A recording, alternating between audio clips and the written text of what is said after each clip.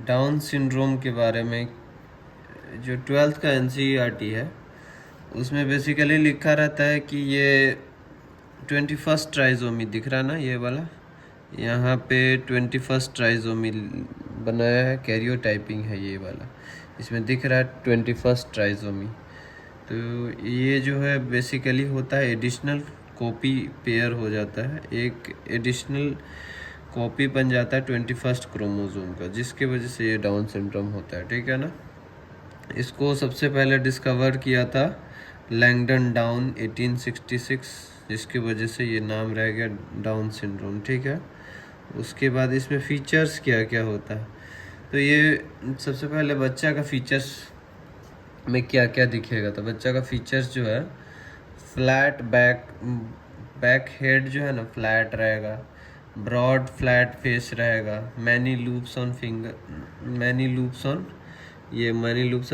Face हो गया, simian palm crease बोला जाता है इसको, सिंगल क्रीज होता है। जनरली आदमी में 2-3 क्रीज होता है ना, पामर क्रीज 1-2-3, ऐसे बच्चे में डाउन सिंड्रोम वाले में सिर्फ सिंगल पामर क्रीज होता है। बिग एंड रिंकल टंग होता है, प्रोट्रूडेड टंग जनरली मुंह से बाहर होता है, और कंजेनाइटल हार्ट डिजीजेस होता है। ठीक है ना। तो 12th के लेवल पे बेसिकली हमको बस इतने ही लाइंस याद रखने होते हैं जो लोग पढ़ते हैं 11th-12th के लिए। तो नीट के लिए बस इतना ही याद रखना होता है कि शॉर्ट स्टेचर्ड होता है, छोटा हाइट होता है, और स्मॉल और राउंडेड हेड होता है, फरोड टंग होता है, पार्शियली ओपन माउथ होता है, और पाम जो होता है ना, जो हाथ है वो ब्रॉड होगा, उसमें कैरेक्टरिस्टिक्स पामर क्रीज होगा, जैसे सिंगनियन क्रीज सिंगल पामर क्रीज होगा, जैसे नॉर्मली पीपल में 2 होता है, 2 या 3, 2 से ज़्यादा होता है। और ये सबसे पहला कारण है कि ये मेंटली रिटार्डेड बच्चा होता है, फिजिकल साइकोमोटर और मेंटल डेवलपमेंट जो है ना इसका रिटार्डेड होता है। और इसके बारे में डिटेल डिस्कशन करेंगे, डाउन सिंड्रोम के बारे में डिटेल डिस्कशन करेंगे। ये होता क्या है कि 21st ट्राइजोमी जैसे कि बता दिया है, 11th-12th में भी ये पढ़ा था। इंटेलेक्चुअल डिसेबिलिटी, मेंटल रिटार्डेड होता है, साइकोलॉजिकली मेंटली डेवलपमेंट इसका रिटार्डेड होता है। ठीक है। और इसका जो है मोस्ट कॉमन ट्राइजोमी है 21st ट्राइजोमी जो है ना, लाइव बेबीज़ जो भी होते हैं जनरली एबॉर्शन हो जाता है, 21st ट्राइजोमी जनरली एबॉर्ट कर जाता है। अगर जो लाइव बेबी होता है, ये 21st ट्राइजोमी जो है वो मोस्ट कॉमन है, और ये मोस्ट कॉमन कॉज है जेनेटिक इंटेलेक्चुअल डिसेबिलिटी का, मेंटल रिटार्डेशन का मोस्ट कॉमन कॉज है। और इसके बाद में हम ये एक निमोनिक भी देखेंगे कि कैसे इसको याद करके रखना है डाउन सिंड्रोम को। अगर कुछ ना याद रहे तो कम से कम निमोनिक याद रहेगा, तो उतना से हम लिख लेंगे। ठीक है ना। तो अभी सबसे पहले फीचर्स देखते हैं, लास्ट में निमोनिक याद करेंगे। ठीक है। Genetics basis of down syndrome क्या क्या है, तो इसमें 3 जो है जेनेटिक बेसिस देता है। जैसे कि एक सबसे कॉमन काज है कि नॉन मियोसिस, जब मेटरनल का ऊजेनेसिस होता है तब नॉन डिसजंक्शंस हो जाता है। जब मियोसिस सेल साइकिल देखेंगे तो मेटरनल मियोसिस, जब ऊजेनेसिस के प्रोसेस में जब मियोसिस होता है उस टाइम में non disjunction of chromosome number 21 का, जिसके वजह से एक एक्स्ट्रा पेयर ऑफ क्रोमोसोम रह जाता है दूसरे वाले पेयर में। ठीक है। यही 95% केसेस में होता है, और रेस्ट 5% जो रह जाता है उसमें रोबर्टसोनियन ट्रांसलोकेशन होता है 4%। रोबर्टसोनियन ट्रांसलोकेशन क्या होता है, जो कि ट्रांसलोकेशन 14-21 में होता है, और 14 ट्रांसलोकेशन 21-21 में होता है। ठीक है ना। तो अगर किसी को ट्रांसलोकेशन 14-21 हो रहा है तो इसके चांसेस हैं कि अगर मैटरनल में ट्रांसलोकेशन 14-21 हो रहा है तो उसको 10% चांसेस है, मतलब मदर की तरफ अगर ऐसा हो रहा था। अगर पैटर्नल यानी फादर में ट्रांसलोकेशन हो रहा है 14-21 तो उसको 5% चांसेस है जो कि उसको डाउन सिंड्रोम होगा। लेकिन अगर ट्रांसलोकेशन 21 हुआ ना, तो मदर हो या फादर हो, किसी एक में भी हो गया तो 100% चांसेस है कि उसको डाउन सिंड्रोम होगा। एक लास्ट 1% केसेस में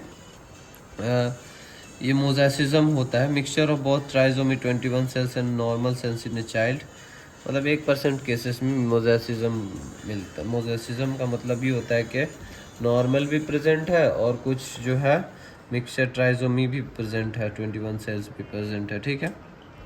एक्सटर्नल फीचर्स में देखेंगे तो एक्सटर्नल फीचर्स में सबसे पहली बात है डिस्मॉर्फिक फेसिस होता है, और इसमें हमको देखना है एक्सटर्नल फीचर्स में Mongoloid slant of the eyes. मतलब इसमें सबसे पहले बच्चा का क्या होता है कि मंगोलॉइड स्लांट में ये इसका अप स्लांटिंग पैल्पेब्रल फिशर होगा, एपिकेंथल फोल्ड प्रोमिनेंट होगा, और इसका जो है ना इसको बोलते हैं, इसी वजह से मंगोलॉइड स्लांट बोला जाता है। जैसे ये इस तरीके का होता है, इस तरह ओब्लिक पैल्पेब्रल फिशर होता है, ठीक है ना। और इसका जो आइरिस है, आइरिस जो है उसमें जो है वाइटिश येलोइश स्पॉट्स दिखता है, उसी को ब्रश फील्ड स्पॉट्स बोला जाता है। और नेक्स्ट फीचर्स है कि लेटरल व्यू में अगर देखोगे तो इसका हेड का जो है ना, हेड का विड्थ जो है इस तरीके से, हेड का विड्थ जो है ज़्यादा होता है, उसको ब्रैकिसिफेली बोला जाता है, ब्रैकिसिफेलिक हेड स्कल बोला जाता है। जैसे किसी में एडवर्ड सिंड्रोम में जैसे देखने को मिलेगा ना, ऐसे लंबाई ज़्यादा होगा, एंटीरियर पोस्टीरियर लेंथ जो होगा ना लंबा हेड होगा, वो डोलिकोसिफेलिक हेड बोला जाता है, बट वो एडवर्ड सिंड्रोम में देखने को मिलता है।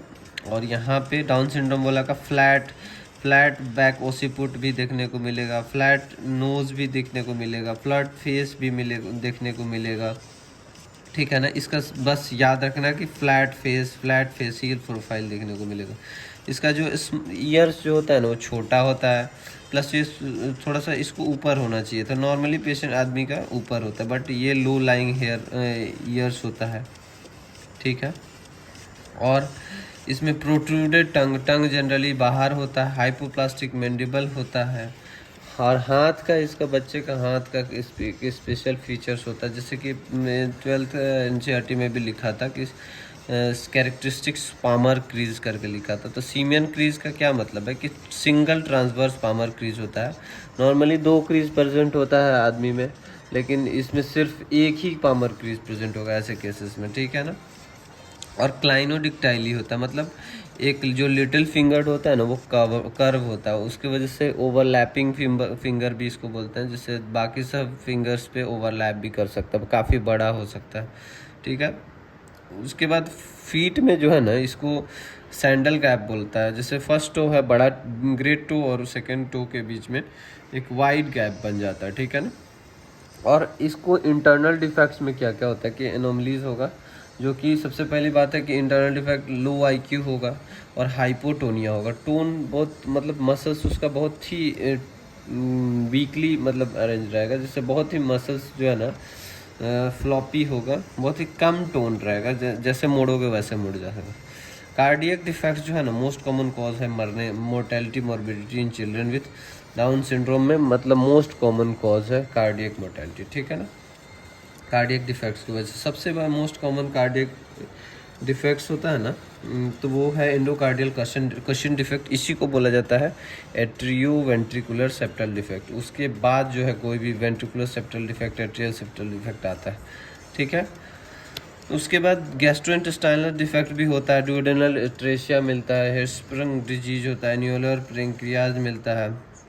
ऐसे बच्चों में इंक्रीज रिस्क ऑफ हाइपोथायरॉयडिज्म मिलता है अप्रॉक्सीमेटली 30% केसेस में। रेगुलर स्क्रीनिंग इसलिए करते रहना चाहिए। इसके केसेस में हाइपोथायरॉयडिज्म जो होगा ना वो कंजेनाइटल हो सकता है या एक्वायर्ड भी हो सकता है। अगर बच्चा बड़ा हो गया तो वैसे केसेस में ऑटो एंटीबॉडीज़ भी बन सकता है एंटी थायरॉयड पेरोक्सीडेज एंजाइम के अगेंस्ट, तो वो थायरॉयड हाइपोथायरॉयडिज्म का। इंक्रीज रिस्क ऑफ कैंसर्स भी है, कैंसर का भी इंक्रीज है, लाइक सबसे बड़ा मोस्ट कॉमन है ALL का, एक्यूट ल्यूकोसिटिक ल्यूकेमिया का। दूसरा AML का भी रिस्क है, AML M7 megakaryoblastic type of AML M7 most common children less than 3 years है तो AML में होगा, अगर उससे ज़्यादा ओवरऑल जो है ALL मोस्ट कॉमन। और इसमें चिल्ड्रन जो ऐसे जो बच्चे होते हैं उनको मोस्ट कॉमन कॉज होता है ना कि प्री नाइल एल्जीमस डिजीज होता है, मतलब एल्जीमस डिजीज जनरली ओल्ड एज का होता है, मोर देन 60-65 ईयर्स ऐसे पेशेंट्स को होता है।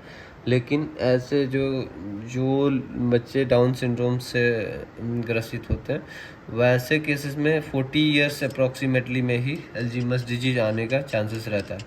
तो इसका बेसिकली रीज़न क्या होता है ना कि क्रोमोसोम 21 का ही एक्स्ट्रा पेयर बनता है। अब क्रोमोसोम 21 ही रिस्पॉन्सिबल होता है एमाइलॉइड प्रिकर्सर प्रोटीन के लिए, और वही जब एक्स्ट्रा इंक्रीज प्रोडक्शन करने लग जाएगा, एक्स्ट्रा क्रोमोसोम हो गया 21 वाला, अब एक्स्ट्रा हो गया तो ये एक्स्ट्रा प्रोडक्शन करने लग जाएगा बीटा एमाइलॉइड प्लेक का, तो वो डिपॉजिट करेगा ब्रेन में, जिसके वजह से अल्जीमस डिजीज जो पहले होने लगेगा, टाइम से पहले। एटलांटो एक्सियल सबलक्सेशन होता है कि एटलांटो एक्सियल सबलक्सेशन का मतलब है कि नेक के पास में कहीं एटलांटो 10 to 15% चिल्ड्रन में देखने को मिलता है।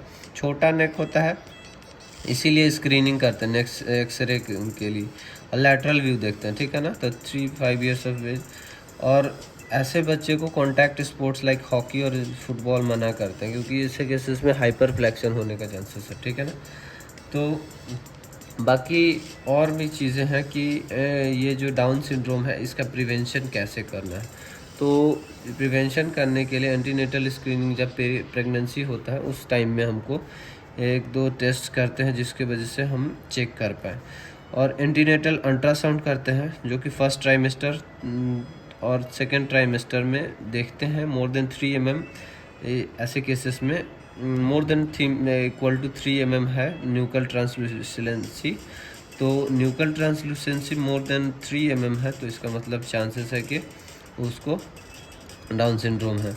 अदर क्लूज है डाउन सिंड्रोम, हाइपोप्लास्टिक और नीजल बोन अगर एब्सेंट है, शॉर्ट फीमर है, इकोजेनिक फिकोसन हार्ट है, तो वैसे केसेस में चांसेस है कि डाउन सिंड्रोम हो बच्चे को। और मार्कर्स क्या क्या है मैटरनल ब्लड में, फर्स्ट ट्राइमेस्टर में डबल टेस्ट करते हैं, pregnancy associated plasma protein A और बीटा एचसीजी, और सेकेंड ट्राइमेस्टर में ट्रिपल टेस्ट करते हैं। क्या होता है ट्रिपल टेस्ट, तो ये बीटा एचसीजी, अल्फा फीटोप्रोटीन और अनकंजुगेटेड स्ट्रायोल, ये ट्रिपल टेस्ट होता है। ये टेस्ट करते हैं सेकेंड ट्राइमेस्टर में, यानी सेकेंड ट्राइमेस्टर कब होता है, 3rd मंथ से लेकर 6th मंथ तक। क्वाड्रिपल टेस्ट भी होता है, ट्रिपल टेस्ट प्लस इनिविन, यानी कि बीटा एचसीजी, अल्फा फीटोप्रोटीन और एस्ट्रायोल। और ऐसे केसेस में ट्रिपल सायोड, अगर ट्रिपल टेस्ट या क्वाड्रिपल टेस्ट कर रहे हैं हम, तो वैसे केसेस में नॉर्मल अगर जो ये ऐसा केसेस रहेगा जो डाउन सिंड्रोम वाला, उसमें बीटा एचसीजी और इनिविन ए बढ़ा हुआ रहेगा, बट अल्फा फीटोप्रोटीन और स्ट्रायोल जो है ना, अनकंजुगेटेड स्ट्रायोल, वो घटा रहेगा, ठीक है ना। तो प्रेगनेंसी में जितना भी ऑल प्रेगनेंसी होता है ना, उसको फर्स्ट ट्राइमेस्टर में अल्ट्रासाउंड और डबल टेस्ट करवाते हैं, और सेकेंड ट्राइमेस्टर में कंबाइन जो फर्स्ट अल्ट्रासाउंड करा एक और प्लस डबल टेस्ट करा। डबल टेस्ट में क्या क्या आया, pregnancy associated plasma protein A, और जो भी एक बीटा एचसीजी करा ही, और प्लस क्वाड्रिपल टेस्ट, कहने का मतलब है क्वाड्रिपल टेस्ट में तुमको बीटा एचसीजी कर ही लियो, अब एक एक्स्ट्रायोल कर लो अनकंजुगेटेड, और अल्फा फीटोप्रोटीन कर लो और इनिबिन ए कर लो। ये सब सेकंड ट्राइमेस्टर में चेक करते हैं, ठीक है ना। एक और जो हाई रिस्क पेशेंट है उसमें ये एक और cell free fetal DNA testing होता है। वो सम फीटल जो मैटरनल सर्कुलेशन, फीटल टिश्यू जो है ना, डीएनए जो है फीटस का, वो मैटरनल सर्कुलेशन में आ जाता है, जो कि जो है मैटरनल ब्लड से, पैटर्नल ब्लड से मतलब चेक करा जा सकता है, ठीक है ना। लास्टली एक होता है कैरियोटाइपिंग, जो कि कोरियोनिक विलस सैम्पलिंग से कर सकते हैं 11 to 13 वीक्स में, और एम्नियोसेंटेसिस से अराउंड 15 वीक्स ऑफ जेस्टेशन में कर सकते हैं, ठीक है ना। ये कन्फर्मेटरी टेस्ट होता है, और ये तभी करते हैं जब after screening test high risk show करता है तब, क्योंकि इसका रिस्क है अबॉर्शन होने का और टर्मिनेशन ऑफ प्रेगनेंसी का करने का, ठीक है ना। और जनरल पॉपुलेशंस में रिकरेंस होने का डाउन सिंड्रोम का, अगर जनरल पॉपुलेशन है तो 1% रिस्क होता है, but maternal advance maternal age है मोर देन 35 ईयर्स है तो 4% रिस्क है। अगर रॉबर्टसोनियन ट्रांसलोकेशन है ना, तो वैसे केसेस में जैसे बताया था, पहले बता चुका हूँ मैं कि 14-21 ट्रांसलोकेशन होगा तो फादर के वजह से 5% चांसेस है, 10% चांसेस है मदर की वजह से, और अगर ट्रांसलोकेशन 21 है तो मदर और फादर जो भी हो 100% चांसेस है कि उसको जो है उसको जो है पेशेंट को डाउन सिंड्रोम होगा। Thank you.